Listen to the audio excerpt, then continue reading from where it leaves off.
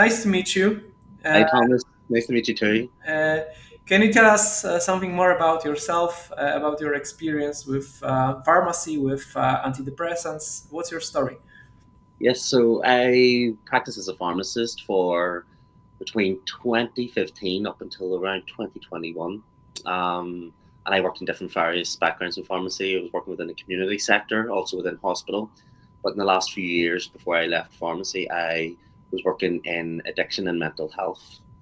But within that, I was going through my own journey of dealing with depression and addiction as well. Um, So I was trying to navigate my own issues by working while working in these environments. But when I was in the addiction and mental health sector, I noticed that people genuinely weren't getting the help that they really needed. So it inhibited me wanting to go to the doctor, or I didn't feel confident that the doctor was able to help what I needed help with. Um, so I just explored my own journey through breathwork, meditation, body work, a lot of different other modalities to help me deal with my own struggles with depression and addiction. And through that, I really broadened my consciousness or my my view on medication. Um, and 3.5 years ago, left pharmacy. I went and trained in a lot of different modalities to help people going through similar things that I went through, but to also really focus on helping people come off antidepressants as they're overly prescribed and people are left on them for far too long, For sure. and to help them really deal with the withdrawal symptoms that people aren't told about or educated about when they're started on antidepressants. Yeah. Okay, and what's your story with antidepressants? How did you feel on them? Why did you take them? And So, yeah, the first time I had antidepressants was actually back in university.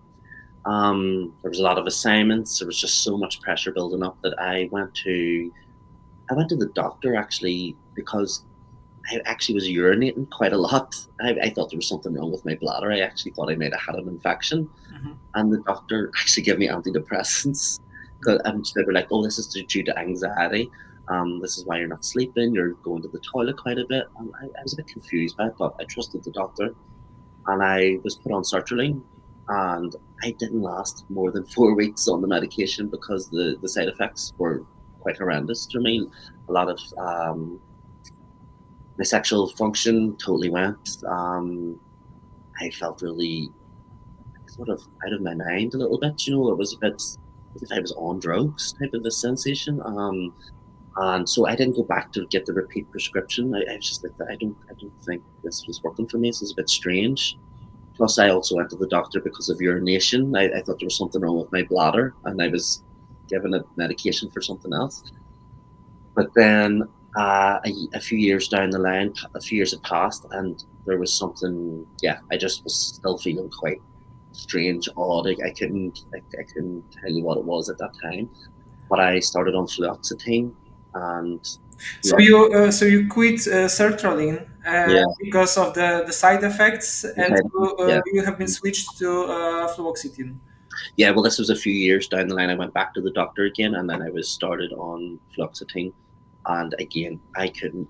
I lasted even shorter this time. It was maybe a week. I really thought I was losing my mind. It was horrendous. Like my eyeballs were bulging out of my head. I I actually felt like I was not in my body at all, and this was something that actually was quite petrifying for me. Like, um, I felt, as you mentioned before, like quite manic, like that, and that was only after a few days of being on the medication. So I had to stop that as well, and from that, that was what I it highlighted to me, like this antidepressants, like they're given to well, from working in pharmacy, they're given to a lot of people, and a lot of people are putting that trust into the doctor that this is going to help them, but there's not much education around the side effects and how you're going to feel, or even the withdrawal or tapering off antidepressants. But yeah, that's my only two experiences with antidepressants. But I have explored other things like 5-HTP, and again, that didn't really. that didn't. So you haven't been informed by the doctor about potential risk and side effects and long-lasting issues. No, no. Anytime I go to the doctor over the past few years and explain what is emotionally or physically going on with me, they a lot of the time antidepressants are mentioned. I was like, "Do you want to start this?" And it's a no for me because the two experiences I had while being on the medications in such a short period of time did left me feeling a lot worse than what I actually was. Mhm. But through those years, like I've navigated my own way through the depression, through really trying to connect more to my body and be a lot more grounded in myself. Mhm. Yeah. So, can you tell us something more about your approach for the, let's say, holistic healing, and how you're dealing with specific symptoms when you have like depression or another Mhm. mood disorders. Yeah, yeah. So, say a client, when I start working with a client and they're wanting to taper off antidepressants, I Mhm. always say that we have to work with each other for at least 3 months. Um, and in those 3 months, I don't guarantee people that I can help them be fully off the medication. But if we're going in the right direction of there's a maybe 50% of a reduction or maybe 75% in those 3 months, that's like we're going in the right direction. But in those 3 months, I work with them one to one, face to face, and we explore a lot of things like breath work, meditation, hypnosis, body work. So like I've trained in a lot of various different styles of body work, including like somatic release, some forms of Chinese medicine, like acupressure points, to help move the energy or the blockages or the emotions that people have been like suppressing, trying to work these through the body, and let them know that it's okay to feel these emotions. And I'm well aware that when people are reducing off the antidepressants, that a lot of emotions can come back to the surface that have been suppressed for so long. So Yeah. that's what I try to empower people to like take ownership of their own being, their sovereignty, and their own emotions. And hopefully, within those 3 months, people have learned tools that they can use for themselves to move forward. But again, I'm always there on call for people if they need more guidance or if they want to go work longer with me. Like I'm still available after the 3 months. I don't just close the door on people. I've also created like a journal, and the journal's very important too for people to help track their withdrawal symptoms.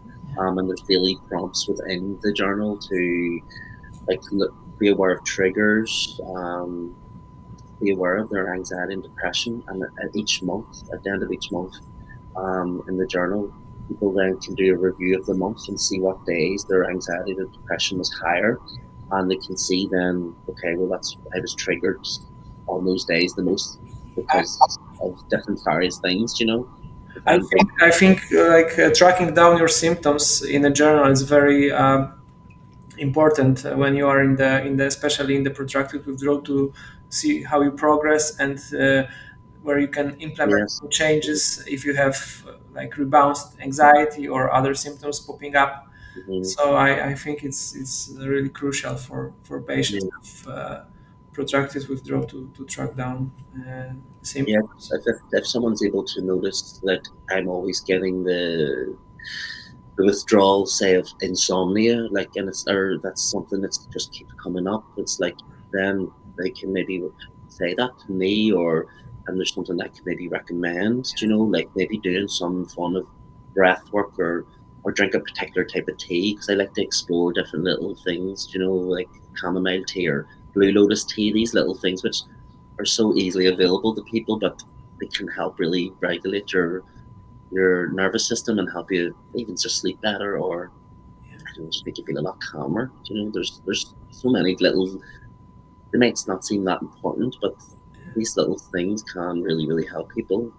Sometimes you're so overwhelmed with all the symptoms that you need to write Mm, it down to mm, know on which one you want to focus. Like you mentioned, the mm, sleep is crucial for the yeah, healing process. So mm, addressing these issues and have it on the paper, it's way easier than to just being confused in all this. Oh, sorry, my camera. Yeah, yeah, or even like things like then you explore like sleep hygiene.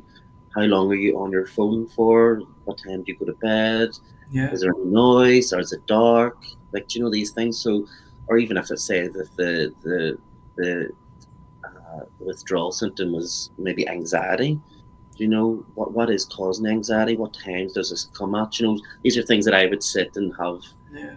conversations. That's why anxiety subside after a Mhm. specific meal or specific Yeah, night, yeah, after physical activity. It's all related. Like, yeah. And that's why, or is it a particular person that's causing the anxiety, yeah, or is it work? Do you know? So this is why I think it's good with the journal that you can go through the pages and be like, okay, like I see anxiety is coming up all the time.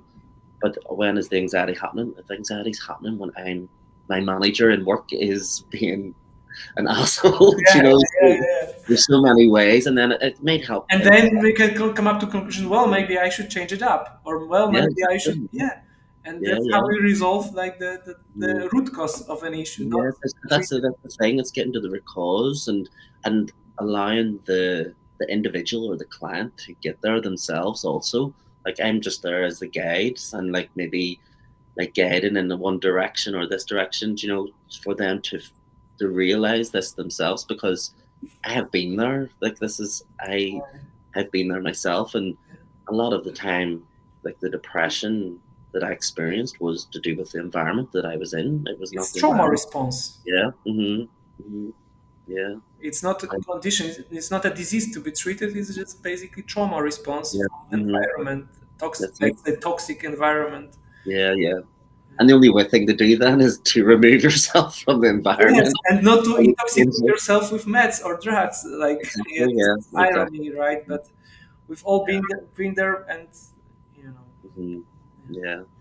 But I yeah, the journal is great for individuals to follow the journal. Yeah, And I within the agree. journal, there is like somatic exercises also to. I feel that a lot of people are go down the route of medication because they're not connected to their body or they're too Oh, frightened to connect to their body because the body is what's holding these memories or these emotions or these energies. But once you meet these energies and instead of resisting them, like and just go with the flow, like everything will ease. But it's trusting that can be quite difficult for people. in the healing process, it's Mhm. very important to reconnect with your body, like to get rid of this autonomic dysregulation state and Mhm. do your best to feel your whole body again, to feel like Yeah. yourself again. And this is like this holistic approach is the only way, because like treating this with another drug is simply pointless, Mhm. very Mhm. risky. So Yeah.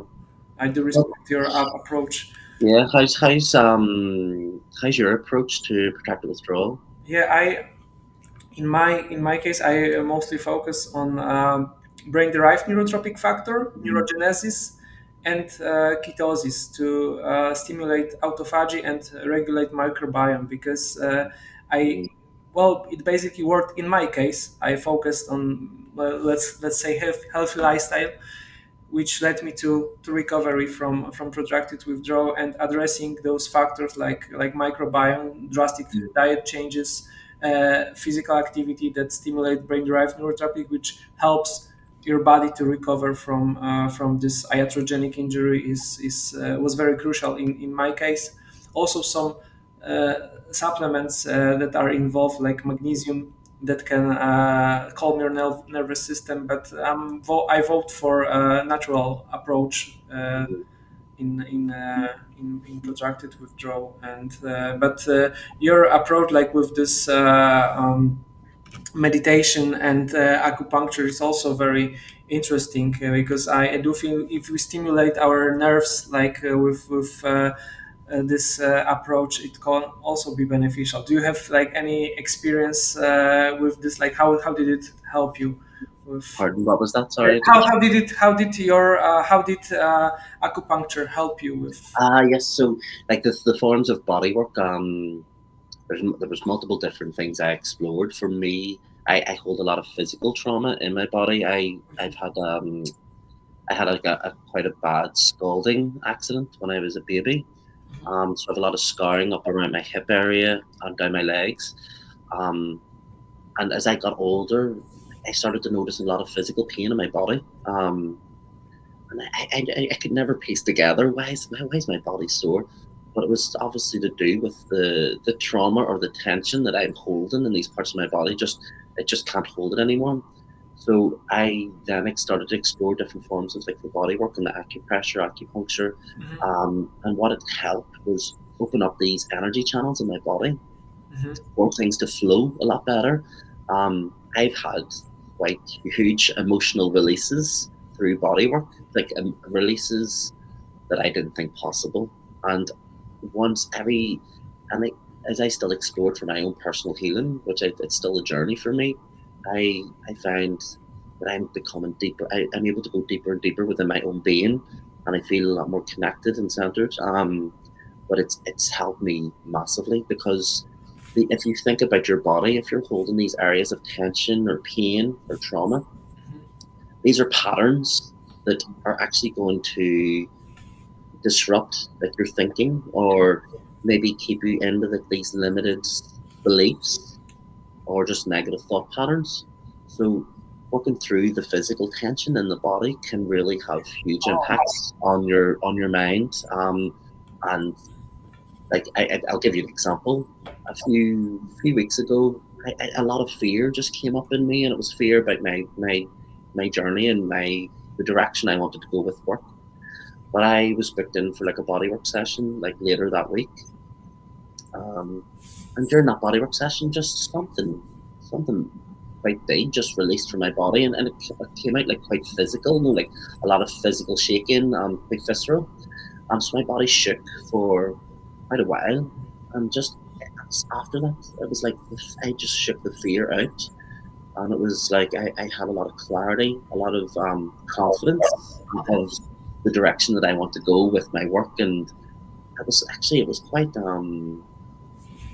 mind blowing for me, even though I've had quite mind blowing experiences over the past few years. So it was like this stuff really does work. It's not. You mentioned very important aspect about the tension, like in the Mm, body, because mm, especially in protracted withdrawal, like the serotonin system is responsible mm, for the muscle tension as well, and mm, people do seem to be very tense, especially like when they have, for instance, PSSD, they have yeah, very tension in the pelvic floor area. So I yeah, also recommend my clients to go to, for instance, yoga classes, but yeah, maybe yeah. Mm, acupuncture you mentioned is could be also beneficial. mm, I do think it's like it can have some feedback for the nervous mm, system to mm, be relaxed. If your whole yeah. body is relaxed, then it's like endless like a positive feedback for your nervous system to Makes be sense. in that relaxed state. So Yeah, even another thing that's quite a thing is like for people's shoulders. If you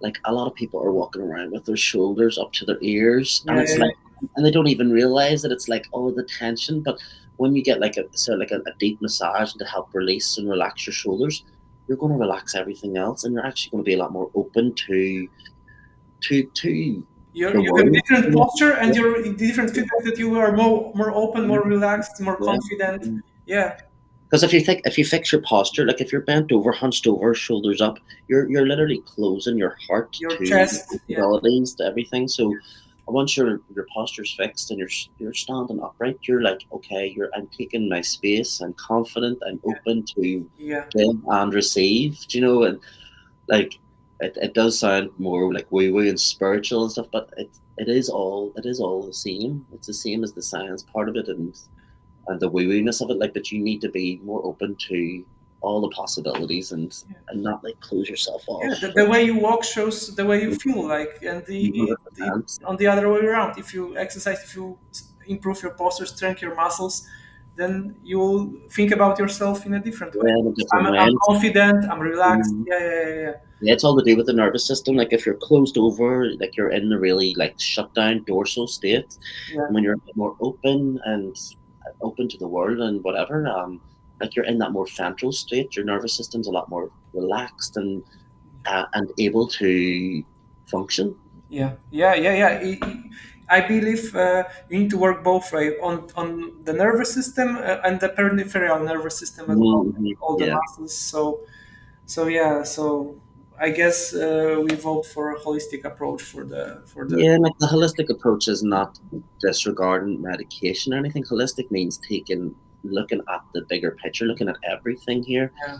Medication is there for when it's needed, and it should be there only for a short period of time, not That's how those drugs were not designed when they hit yeah. the market, like not to take them longer for up to 8 weeks. And No, right yeah, yeah, now, there are yeah. lifetimers on those drugs. So Like where I live in Northern Ireland here, it's suffered a lot of trauma like over the years, and some of my clients have been left on antidepressants for 27, 30 years, yeah, and I asked them, when was the last time you were reviewed by the doctor? Never. It's never been reviewed. And I ask, why are you on this medication? I don't know. I don't know. yeah. And it's It not is so that's the common. way it is, right? Like I Yeah, have yeah. chemical imbalance. Mhm.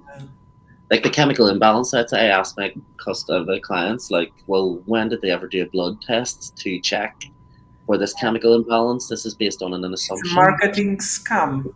Yeah, yeah, Those drugs cause chemical imbalance because they do interfere with your the most yeah, fragile system, which is serotonin system. Like, yeah, yeah, yeah. yeah, yeah. So But if it's going to work, if it works for people and it's only for a short period of time, then yes, you've got your confidence back to go and then assess things yourself in a more of a natural way. Yeah. yeah, yeah. It's funny because when antidepressants showed up on the market, they were competing with psychedelics, like in the 70s, and they won. Like psychedelics Mhm. lost the battle with antidepressants, and that's why they have been prohibited Yeah. in the history. But they right now they came back. We have this MAPS, Multidisciplinary Association for Psychedelic Science, where Mhm. they administer psilocybin or LSD, but it's a different Yeah. story, I believe. Yeah, yeah. That could be for another podcast. Yeah, it can be. Yeah, but I do believe like staying sober and dealing with your problems when you are sober is the most challenging experience, but on the Mhm. other hand, the most beneficial because if you cover it up with some drugs, either it's psychedelics or antidepressants, it won't resolve because you only get this temporary relief from Yeah, your yeah, yeah. suffering. Mhm. Yeah, like you still have to live in your reality day to day. You can't be under the influence of anything really. It's about dealing with it here and now and being really present with yourself. Yeah, And honoring how you're feeling. If you feel angry, let yourself be angry. If you feel sad, yeah, cry. Do you know it's yeah, we're humans. yeah, We all feel these emotions. Like I still at times cry, or there's times where I'm like, I'm just not feeling today. Like, I'm actually gonna maybe just sit in front of the TV and yeah, just and relax and do nothing, or maybe take myself out to nature. You know, it's like I give myself them options. I didn't want to be standing in a pharmacy, handing out drugs all the time. I want to be more free. So that's what I want people to be able to live the way that I live now. At the same time, do you know, like be more open to the possibilities. Go out in nature, go to the beach, go whenever you feel like you want to. yeah, it's like if you feel anxious about something in your life, then you need to apply some changes. Like you don't Mm-hmm. need to pop a pill to ease your anxiety, to be dependent on like benzodiazepines or Mm-hmm. but you need to resolve the root cause of this issue you're dealing with. And I know it can be very challenging, but there is no another way. Like the approach with meds, it always end up in the same way, that in the end you need to quit those meds and you have to face with the withdrawals. So it's Mm-hmm. like And a lot of the time, I find when I've worked with my clients, a lot of it is based down to fear, but it's a fear that they don't feel safe in their bodies. It's like it's a lack of safety. And sometimes we seek outwards, like go to the doctor or we go Yeah, to psychiatrist to trust in to try authority. and, try and fix this unsafety. But it's like it's internal. Like just try and work on the safety inside. Yeah, not to seek external help because Yeah, yeah. they don't care. They just they want. Okay, they will prescribe you a drug that will take the edge off, but in the long run, it's always the same. Hmm. To trust, Yeah. I do believe that people need to trust more in themselves than in like external factors. Like we do need medicine, but Mm. psychiatry is a little bit different than other like specializations. Like Exactly. Yeah. Exactly. Yeah. It's all based on an assumption yeah, and like maybe a few little surveys of like tick boxes of okay, this person has this symptom, this that, and yeah, that's to me, it's I wouldn't be able to trust yeah, that. if you go to a cardiologist and you have a hole in Yeah, your heart, like, you need some evidence, like yes, yeah, USG. And with psychiatry, you have go like okay, yeah, I feel low. Okay, you feel low. Take mm, those drugs and it will yeah. go away. Oh, it's a, and there are people who still do believe in this chemical imbalance and all this stuff, and it's like that it's changing, but it will take another I don't know 20 years for people to wake But up from this this. is that's good though that there's people like myself and yourself who are implementing these like steps and like we're not that we are saying all drugs are bad or you shouldn't be on that. There's people who really genuinely want to come off antidepressants or Yeah, benzos or antipsychotics, and there's not the help there for them. They're left on these medications lifelong, and we are only providing guidance for these individuals because their psychiatrists or their GP they don't have the capacity to help. So a that, lot of these health professionals are so busy or they don't have the skills to do it. So we're doing it through lived experience and we're also expanding our own toolkit or our skills through different ways to help other people. But like what we're doing is just we're planting the seeds because this will be really needed in the next few years yes. and then maybe 20 years down the line, it's like there's going to be something very solid in place with really good Just research, to, guidance, you know. just to show people on the mess that there is another way, Yeah, there's other ways. Yeah, yeah, yeah. that And you can even, live drugs free and you can regain your emotions, sexuality, cognition. mm-hmm. And even these things could be really beneficial for individuals who are on who are thinking that they need to go to the doctor to start medication. Like like some of the services that I provide, you provide, could help people actually from taking that route that you've To made up in there. avoid yeah Yeah, being prescribed drugs, that if yeah, they take care of their own life, like basically the resolving the root cause of their low yeah, mood or anxiety, that they will avoid taking drugs. But it's like people looking for quick solutions, like a quick yeah, pop a yeah. pill and feel better. And For a I was short period of time. yeah, I was convinced when I was on my psychiatry classes, I was told about this chemical imbalance, and I was okay. Since I'm an anxious guy, I'm gonna go for it and see how Mhm. it works. And well, 10 years later, yeah. Yeah. So but I feel sorry for all the people that are going through this either withdrawal or just still on the meds and trying to quit, and they don't have proper support, and then they like drug addicts they have their own rehab centers, but with Hmm. people on antidepressants or antipsychotics there are no rehabilitation center because the drugs are considered they are called Yes. medications. Yeah, yeah. Safe We looked at that at the medications. same But time. they're basically like street drugs, Yeah, but yeah. in the form of the pills and being prescribed by the guy in the coat.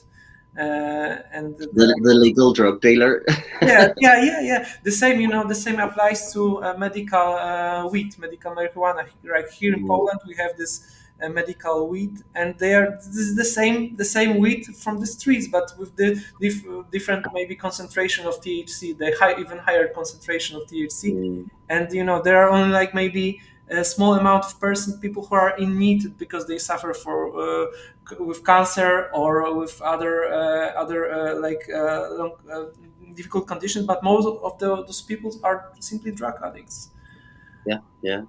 Hmm. So I still believe that weed is way safer than antidepressants, but it's still a drug, and we need to be, aware that this is not a treatment. That they don't treat any it doesn't treat any condition. Yeah, it seems sort of like what my point of view on things that sort of say, let's say, plant medicines like psilocybin or marijuana. Um, but when the pharmaceutical companies are starting, then okay, let's work on these, let's do trials, let's get this out to the public. I don't Ghostwritten articles, yeah. Yeah, I don't think that these things are going to be as beneficial to people because it's coming from something like a huge multinational like pharma company that's already makes billions and it's just profitizing on these Yeah. plants. And this is like the spiritual part of me now. I believe these plants do have an energy, and when something is going to manipulate the energy of these Okay. plants for their own being or for their own Profit, yeah. profit, yeah, profit. I don't think that they're going to work as well. There's going to be like it's yeah. There's gonna be abuse, like there. Abuse, yeah, it's another form of abuse. So I think that you could be putting the users at risk, like say the patients, while by doing this because it's not coming from like a really heartfelt place. It's coming from a place of pure greed from these Of companies. course, of course. Yeah, so that's where I like.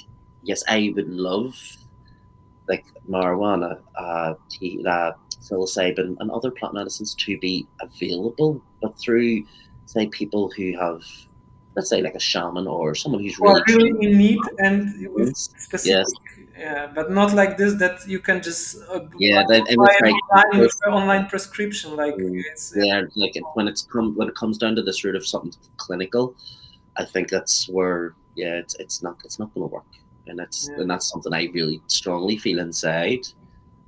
But there should be sort of retreat centers around the countries where people work with these medicines. And yes, there's a lot of education around the risks and the benefits of working with such medicines because again, these are only tools. These aren't cures. yeah. So, but it's like people should still have that option of like that's the route I want to go down the plant medicine route or I want to go down the route of pharmaceuticals. Like we should have that choice. And the same applies to psychiatric medications because when as I said, like they were meant to be prescribed no longer than 8 months, and now it's like they Mhm. became too greedy, and now they're like left, and they that's why they have long lasting consequences.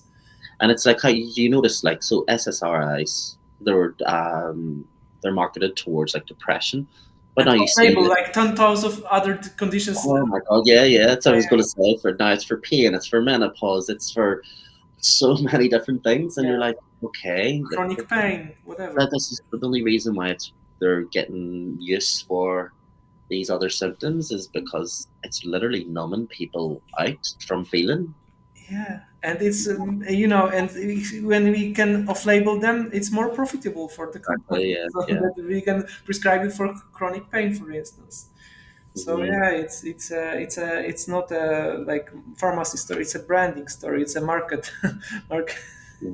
It's like at times I feel that this is like a really tough battle that I'm not gonna win because you're going against something pretty huge. But at the same time, I see so many people like sort of losing trust and faith in the health system, or they've been let down so much. So it's like okay, like people do need other avenues of and I do see there is a lot of hope at the same time, but again, I go in and out of these phases of Mhm. like there needs to be more help. I actually well help for me and help for yourself to provide our services because we're doing this all on our own. It's I don't have a team of people helping me. Like I'm trying to You cannot change the count. world Yeah, on my own. yeah. Yeah, it's a very difficult battle. I Yeah. I spoke about it with Rob Whittaker, and he also told me that it's like difficult to overcome this something that has been happening for so many years and has so much Mhm. budget for advertising, and in US they still show the advertise of No, Zoloft and all other drugs on TV. So it's like, it's insane. yeah, it's yeah, but it's, it's on the other hand, it's good that we're doing what we're Yeah, doing, and as I maybe said, we're just planting the seeds, and these seeds are going to grow and germinate, and yeah. spreading awareness is the only way to go, because Mm, otherwise, how can we, like, we can there are a few psychiatrists who are on the other side, and they're in the prescribing model, like Joseph Wildering. mhm. The revolution is starting slowly happening. Like, we have this PSSD network, we have, like, we have Mark Horowitz. So Yeah, yeah, it's the deprescribing guidelines, yeah, the Mosley deprescribing guidelines, like I thought that was pretty huge for those to be published, yeah, which I use quite a bit also. Yeah. yeah. This one book, yeah, Mhm. I'm about to read it.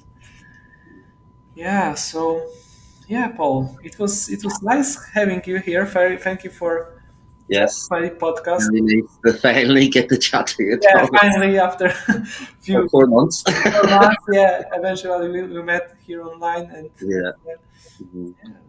But yeah, thank you so much for having me on here with you today.